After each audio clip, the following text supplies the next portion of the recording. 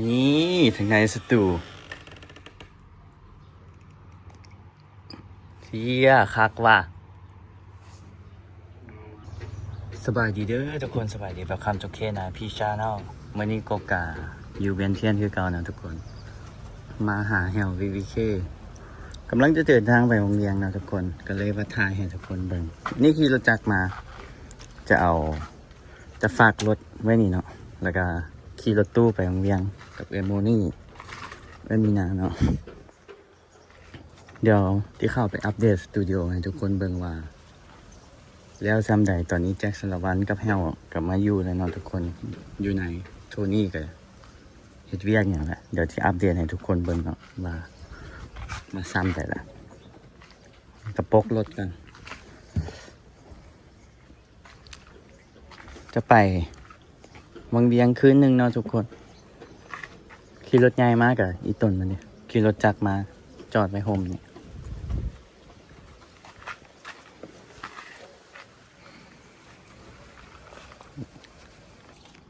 จอดไว้นี่นะทุกคน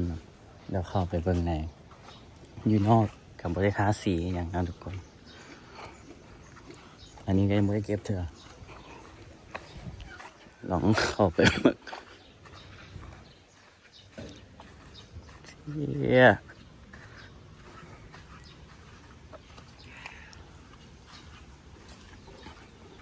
ข้างหลังก็ยังไม่เลี้ยวเถอะอันนี้ทั้งข้างนะทุกคน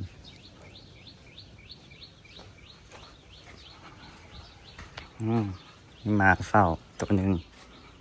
นี่เป็นรถจักรแฮวห้องน้ำมึงดูห้องน้ำยังเดียวนะแสดงว่าตอนนี้ก็ยังใส่ห้องน้ำอยู่ในบ้านเท่านี้เนาะเข้ามาก็จะเจออย่างที่ทุกคนอันนี้ประตูยังบ่มีเนาะ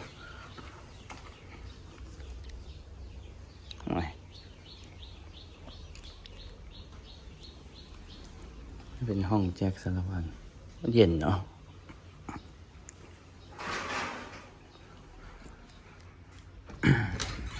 นี่ถึงในสตู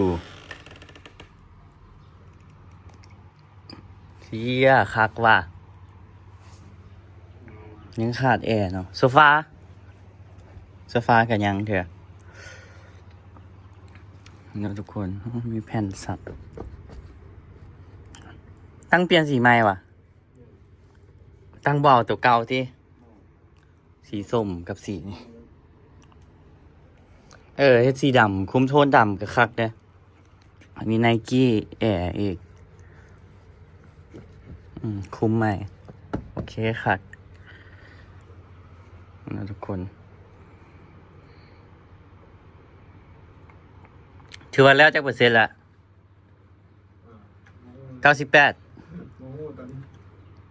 ยังแอร์ซื่อๆได้นี่เอาแอร์มาใส่กันเรียบร้อยเลยเบิ่งดอกไฟทุกคน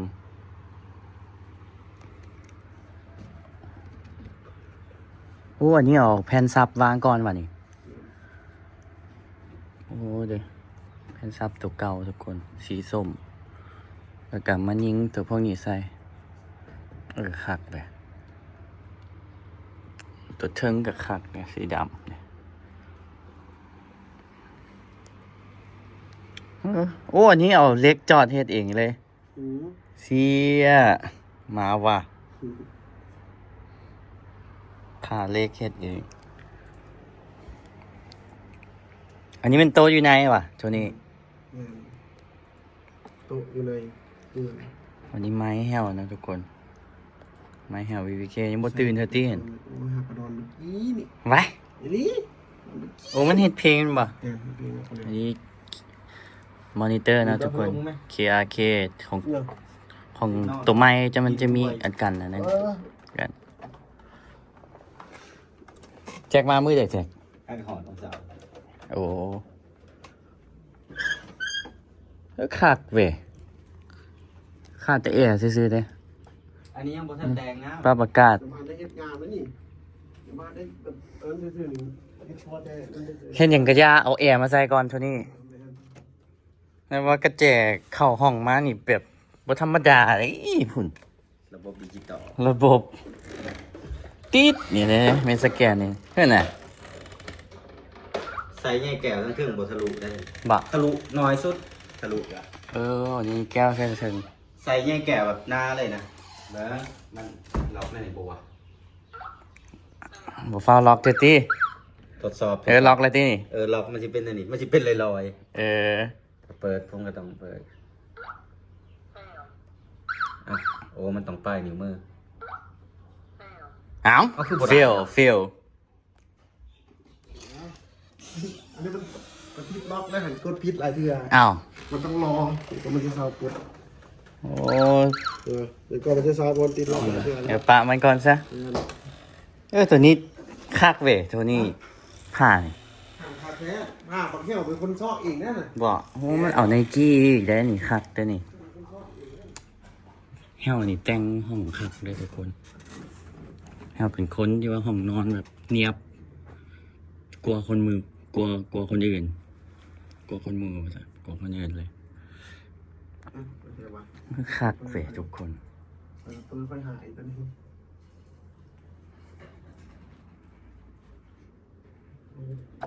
อันนี้ก็เอาไว้เฮ็ดบีทคีย์บอร์ดซาวการ์ดใส่ของไอโซอ่ะ เมน ๆใส่แล้วก็ไปส่งมาคืน มันก็ได้ไปส่งเราแล้ว คือคักเด้แบบ แล้วห้องอัดมันสิเฮ็ดใส่ แบบนี้เลยแหละบ่เฮ็ด บ่เฮ็ดบ่คันห้องเลยติตอนแรกว่าสิคันห้อง ที่แรกว่าสิคันนี่แหละมันจังบ่มันแคบโปดครับ ซ้ำนี่ก็โอเคนี่เฮ็ดจังซี่ โอมสตูดีเลยแล้วสมัยดีแล้ว ดีโอ้ทาสีขาวเข้าไปแล้วฝาเป็นจังซี่ใส่แล้วมันคัก แท้เขาคักเลยเรียบร้อยเลย เอาแอร์ใส่แล้วก็โอเคแล้วนะนี่นะ กิน ทั้งลุมนี่ยังบ่เก็บเทื่อติ ยัง ยังบ่ละเอียดเอาซัมยูก่อน ฮ้อนบ่นอนอยู่ในอันแจก ธรรมดาเนี่ย บ่ เปิดพัดลมอยู่ได้นะ โอเคอยู่ซั่น อยู่สตู แต่คันคนขี่หอนไปอยู่ก็ได้ แต่ว่าเฮาเคยอยู่พัดลมอยู่ได้ นี่เนาะสภาพคน อันนี้ไทย 0.5 ทุกคนเบิ่งดิ อยู่ร่มไส้ก็ได้แล้วต้องอยู่ห้องแรก โอ้อุดมไซบ่ได้แม่นบ่โทนี่อุดมไซ อยู่เมืองหุ้นบ่ได้แล้วต่อให้ นี่เนาะทุกคนก็กว้างอยู่ได้ ยาสตู้นี่แหละยังบ่หอนก็ได้แล้วคิดเอาสำเร็จ โอเคซัมนี่โอเคเอาพัดลมใส่ก็คักละ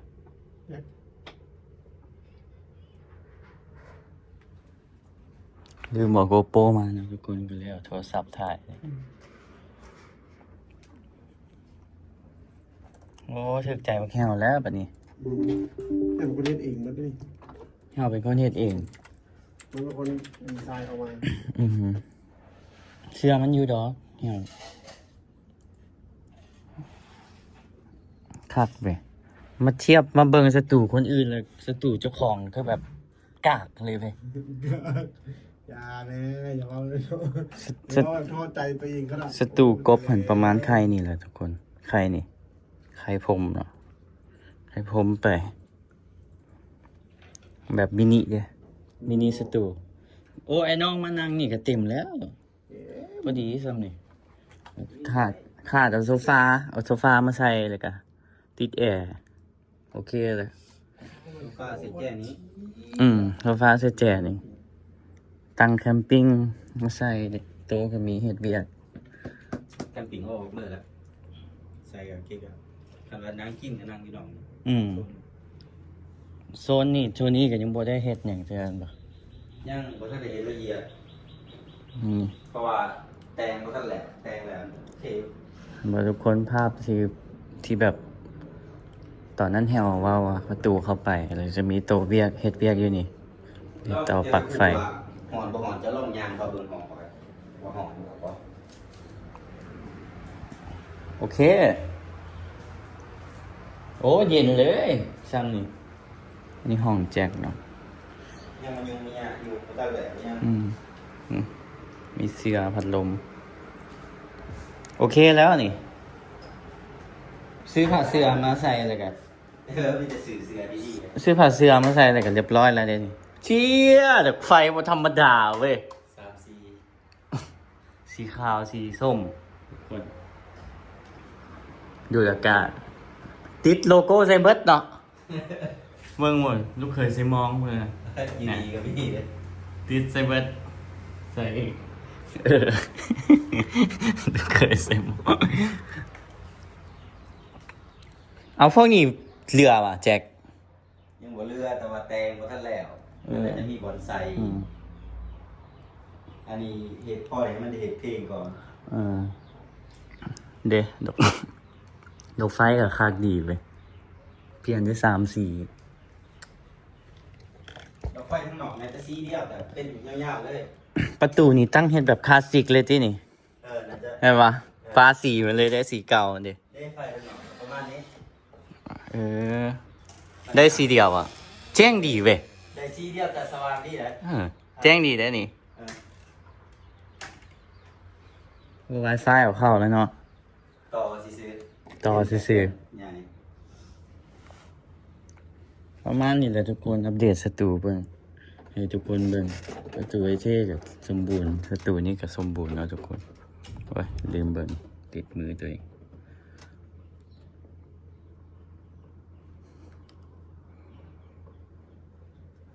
นี่แฮวแล้วเฮ็ดเวียกอยู่นี่เนาะโตะ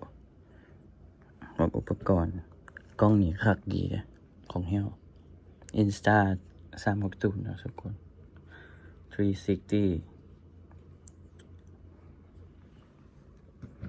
โอ้เกม Xbox น่าจะมีจอโทรทัศน์ตีเอาไว้เพื่อเล่นเกมอยู่นี่ มีแท้จะหน่อยจัดไปนอน จอไว้นี่ซะ จอไปนอก ไปนอกว่ะ เจวันหนึ่งบนตะตอ เอาไว้นี่ เอาไว้ข้างคุณเพราะว่าเวลาเล่นมันดีสบาย มันจึงมาได้กวน นี่ รบกวนคนอื่นที่เพลงนี่ไว้เจนะ แช่นั้น แม่น พอดีเลยเด้ นี่พอดีเลยเนี่ย พอดีนี่โทรทัศน์ใส่นี่ ติดฝาใส่ปุ๊บ คือนี่ครับเป็นบอลตะตอน บอลตัดต่อ ตะตอนฮอตที่แล้วนี่ก็จะเป็นโซนบอลนางเล่นแล้วทางในก็จะเป็นบอลทับแขกเลยอันนี้ก็จะมีโซฟาไว้ อันนี้โซฟาเพื่อแขกมานั่ง เล่นเกม โซฟาคือกันที่เป็นทรงวาง ฮะ ใส่แบบมอสตั้งน้อยๆเห็นไหม เอาตังค์มาใส่ แล้วก็อันนี้จะเป็นบอลเก็บเครื่องเพราะเมื่อก่อนกล้องไม่มี พวกนี้ อ่า ตัดต่อใส่ตัดต่อนี่ อัน นี่ นี้คนละหมดยังอยู่มันจะที่อัดถ่ายเลย ไม่ใช่ไข่แต่เบอร์นั้นไข่แต่มันอัดถ่ายเอาไว้หันโอ้คักตัวแล้วอีนี่ตั้งนี่แหละครับมีโต๊ะน้อยๆหยอกเกี่ยวใส่เรียบร้อย ครับใครกันหรือ ขนาดยังไม่ได้มานะไอโซออกเกมผมเพิ่มไปแล้ว เรียแล้วปลาอยู่ เอามาไปแล้วขนาดยังไม่ได้มา เอกเตะบ้านนี่ไอ้สู มากไหนเดี๋ยวมา ตังค์มี2 ตังค์เนาะตังค์นี่กับนี่ ตั้งมาเที่ยวตั้งให้ยังไม่ตัวนี้นาทีแล้ว เอ้ามาเอาแต่ไหน ไว้ฉันฮอดแตะดน เอ้าเจ้าคือผู้เสียบมาครับ ไอ้ขี่รถจักรมาเด้เข้ามาเบิ่งสตู มาตั้งแต่มาทำไม เอาแล้ว คันกินรถเลยจ้ะ ตาเจ๊กเอารถมาจอดไว้นี่แล้วทุกคนเดินทางไปโกผันลืมกระเป๋าทุกคนเด้โกโปรอยู่ไหนนี่น็อตเฟสลืมเมื่อวานนี่นะแตงเจียวไหมหมักม่วงเด้เอาไปสู้